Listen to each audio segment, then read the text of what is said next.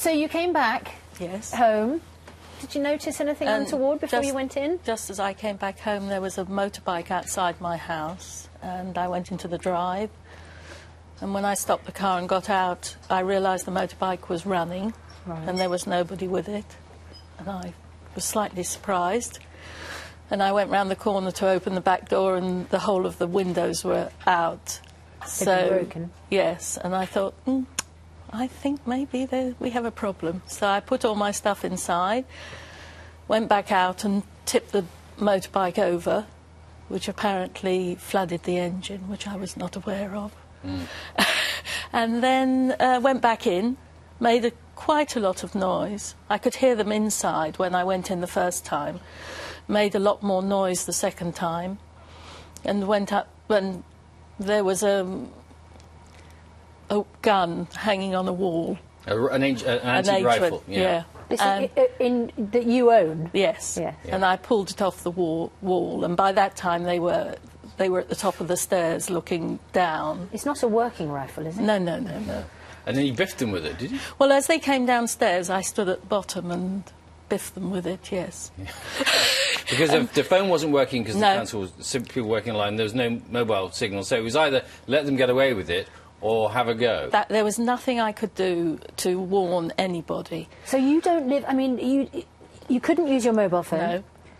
You couldn't just go to a neighbour and... Oh, I mean, I live probably half a mile at least from the nearest person, probably a mile nearly. Well, that adds to the it's fear horrific. factor. It is horrific, because I can tell you. It could have been a different outcome. Yes. You have two strangers in your house who are already intent on and are committing a crime.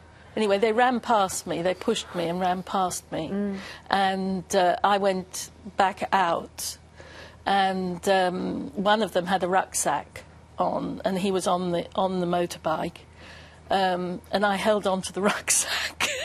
Gosh, you must have been mad in both senses, really, in the sense, but you know, really furious with them. I don't know if furious was the thing, but somehow there wasn't anyone else to do anything about it. So were you flooded with adrenaline? Was that? I don't.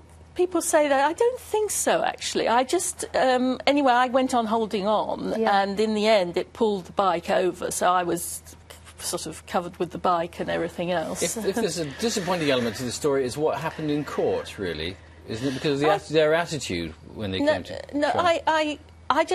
I think I'm very sorry for them in a way. You know, I think they're misguided, and I have no idea why they chose my house. They didn't get anything really. But in court, they were laughing and giggling. Yes, they were. Weren't they? Why were they doing that?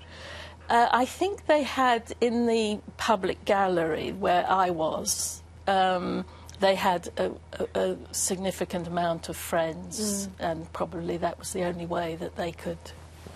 What was the sentence they got? I don't really know. I think it's 3 years, and I have no idea. But it was a custodial sentence. It was a custodial sentence. Yes, yes.